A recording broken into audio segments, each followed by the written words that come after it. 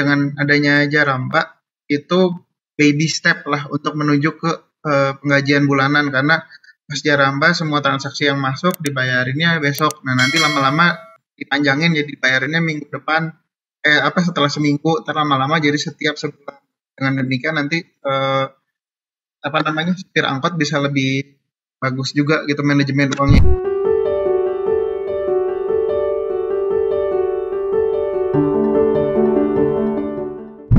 Discussion kembali hadir bersama saya Yeni Yusra, dan kali ini kita akan berbincang-bincang dengan CEO Jaramba, Anugrah Nurewa. Hai Anugrah.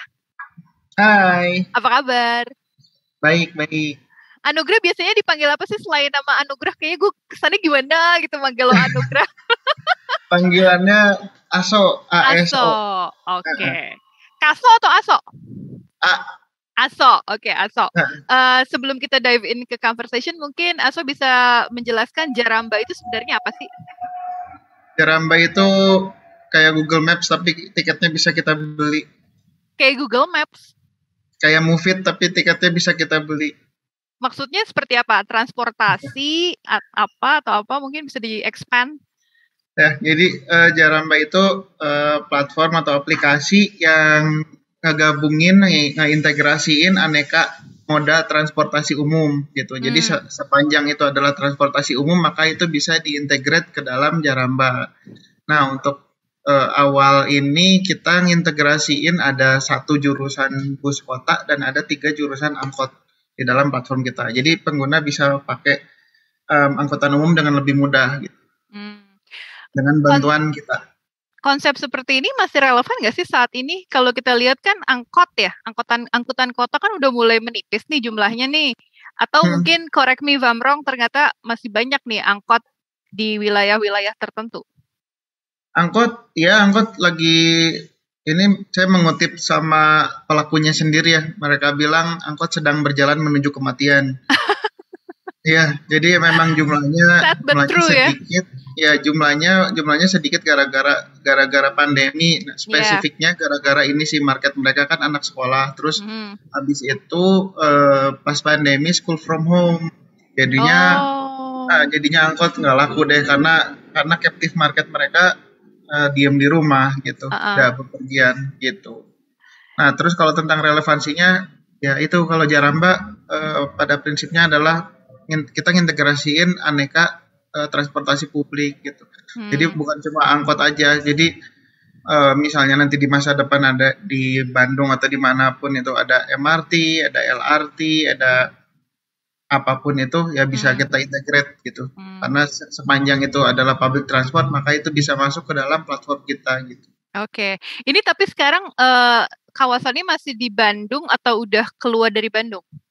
Masih di Bandung untuk sekarang, Bandung Raya lah. Bandung mepet-mepet luar dikit. Oke. Kenapa nggak melakukan ekspansi gede-gedean kayak di Jabodetabek? Kenapa fokusnya ke Bandung dulu? Selain mungkin base camp-nya di Bandung ya? Karena di Bandung kayak living lab yang menarik buat kita untuk kita mulai, untuk kita jadikan fondasi gitu. Karena dari Bandung kawasan metropolitannya aja gede kan, terus ada banyak tempat wisata, terus habis itu dari situ kita bisa loncat ke provinsi Jawa Barat gitu. Jadi step by stepnya lebih kebayang. Oke. Dari sisi fitur, apa sih yang paling berguna untuk pemilik angkot atau kendaraan umum, angkutan umum lainnya? Kalau kita lihat kan perlu adanya edukasi ya bagi mereka yang kurang tech savvy, atau ternyata justru mereka udah terbiasa nih dengan teknologi nih saat ini. Enggak, mereka tidak tech savvy, itu memang PR buat kita. Ya, tapi ya nggak apa-apa. Jadi dengan kayak gitu kan jadi orang lain susah mau masuk sini. Oke. Jadi dibikin sesimpel mungkin ya. Iya, MAS kan ini ya, sebenarnya bisa dibilang udah ada di semua negara maju lah, baik itu dijalankan oleh swasta maupun oleh pemerintah kotanya. Cuma kalau di negara berkembang kan masih sangat jarang ya. Yang udah settle itu baru ada di Bangladesh sama di Filipina. Nah, kita mau coba di Indonesianya MAS gitu. Jadi MAS konteks negara berkembang gitu. Oke. Jadi aplikasi ini bisa diunduh oleh semua pengguna di App Store dan di iOS ya? Di Play Store dan iOS. Sekarang masih web app kita. Oh, masih di web app. Ada Iya, rencana ngeluarin aplikasi atau fokusnya memang masih di web app aja? fokusnya untuk sekarang di web app dulu. Hmm, oke. Kalau kita lihat kan konsep seperti ini kan udah dijalankan oleh mungkin tadi Aso sempat mention Google, tapi Gojek juga punya Go Transit. Konsepnya seperti itu nggak? Atau ternyata berbeda dengan Go Transit dari Gojek? Ya, mirip Go Transit. Cuma bedanya kita lebih fleksibel aja karena kita nggak terikat sama satu nggak terikat sama satu vertikal atau sama satu moda. Saat ini kan mulainya dari angkutan umum dulu, dari angkot ya. Selain sama angkot, apalagi sih? Kenapa? Selain angkot, apalagi yang bisa disasar oleh Jaramba? Oh iya, kalau untuk sekarang kan kita angkot sama bis kota. Ya, abis itu kita tambahin aja horizontalnya. Jadi angkotnya makin banyak jurusannya, bis kotanya makin banyak jurusannya gitu. Itu abis itu kalau bis kotanya tapi yang benar-benar intercity aja ya, nggak yang keluar ya? Maksudnya keluar provinsi kayak gitu, itu ini sih ada di pipeline kita, cuma belum untuk sekarang. Itu nanti kalau udah dapet seat. Mungkin bisa di-share Aso cara kerjanya itu seperti apa sih?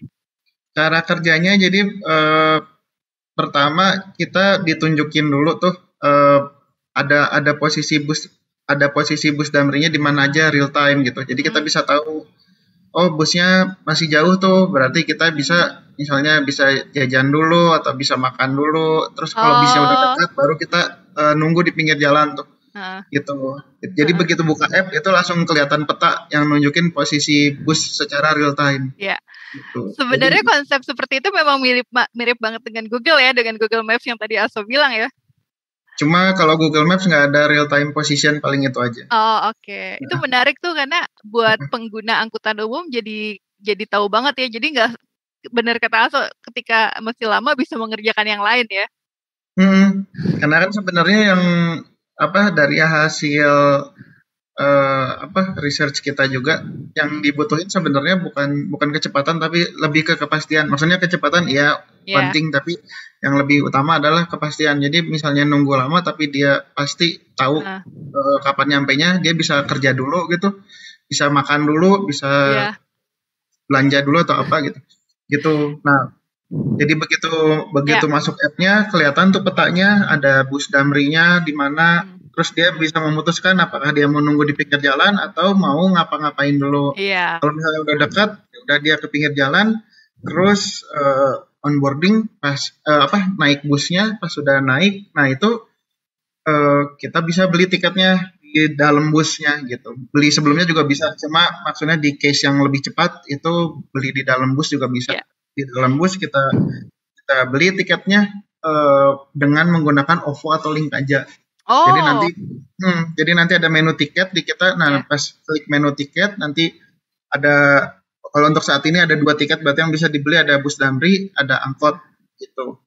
Nah, misalnya kita mau naik Damri, kita belilah tiket Damri mau berapa biji, misalnya mau 10, mau 20 atau mau berapa, atau mau 1 juga nggak apa-apa. Habis itu bayar tuh, muncul yang kayak pop up OVO-nya gitu. Pas sudah bayar, tiketnya tersimpan di akun kita gitu. Jaramba kalau kita login pakai akun kita.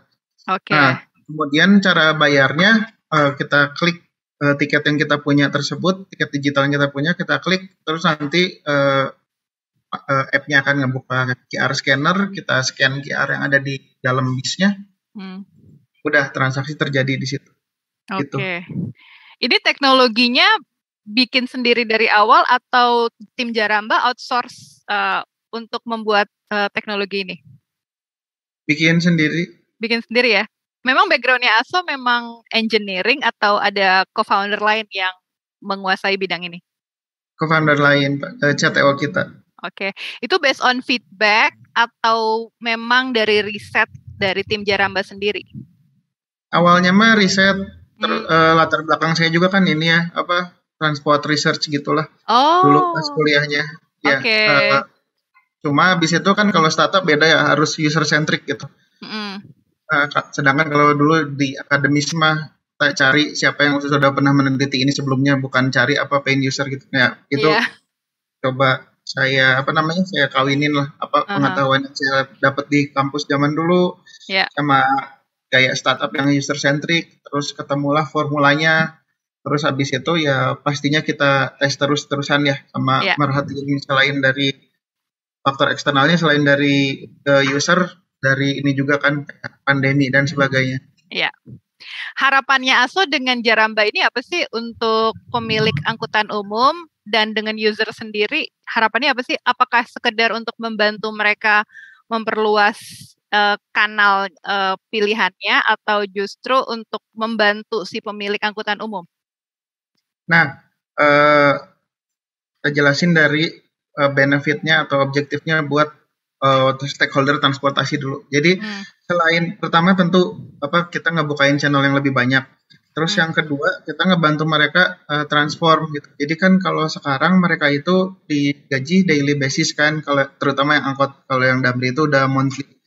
Kalau yang angkot itu dia daily basis, maka dari itu mereka kehidupannya sulit meningkat karena ya kalau uang harian kan gitu ya, uang panas gitu habis, jadi susah ngelolanya.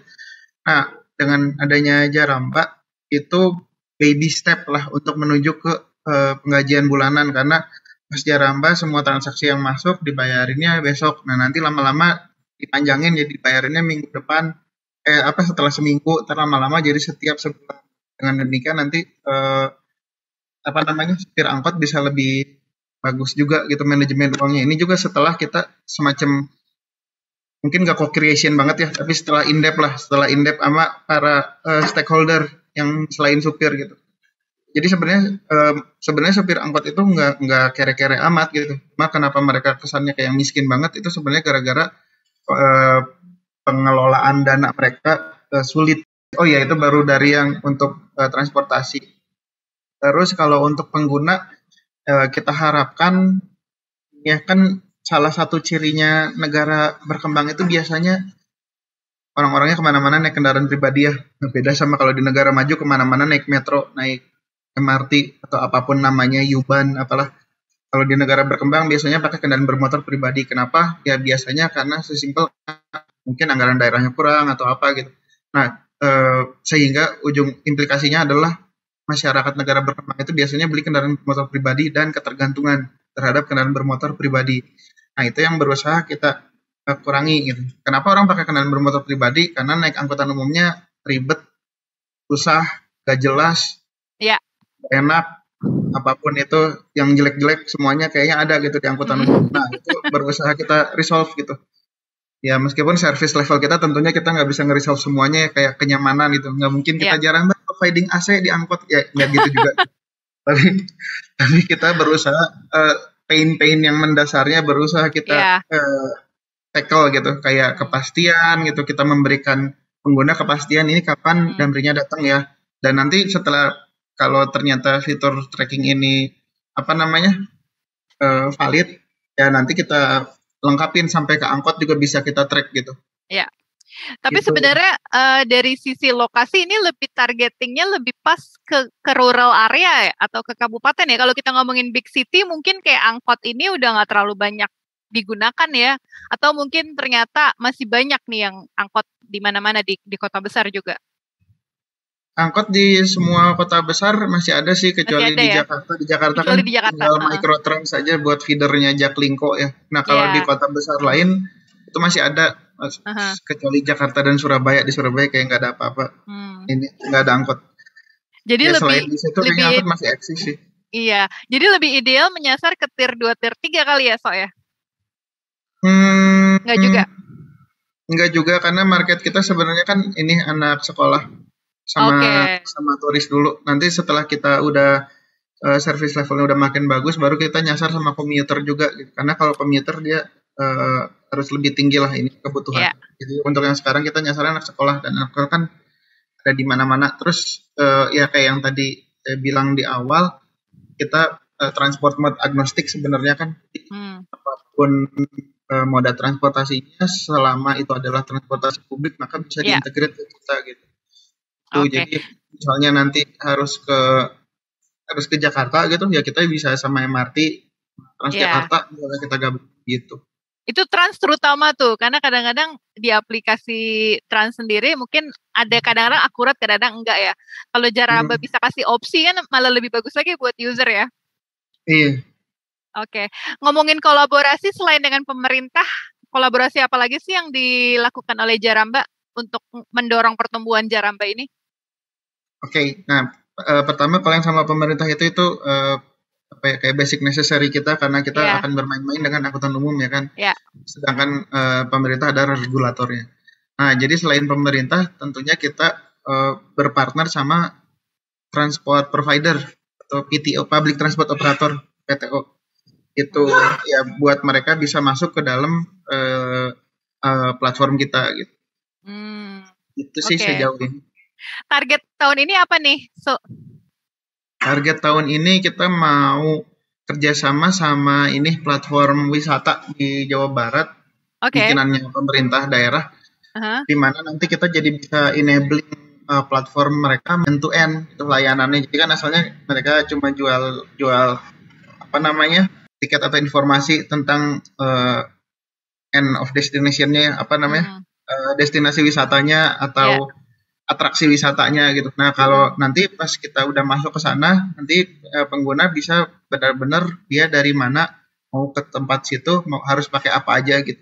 Dan bisa oke, langsung dipilih tiketnya. Jadi dia dari rumahnya bisa nggak usah pakai kendaraan pribadi gitu. oke. Oke, terima kasih Aso ya atas waktunya ya, dan kita tunggu ya inovasi baru. Ini masih baru banget ya, Baru banget Jaramba sih, ini ya. baru 7 Januari kemarin kan Oh wow, kita tunggu launching. update-nya dan mungkin rencana funding atau yang lain-lainnya mungkin. Terima kasih Aso waktunya ya. Hmm, sip, Oke, sampai jumpa. sampai jumpa.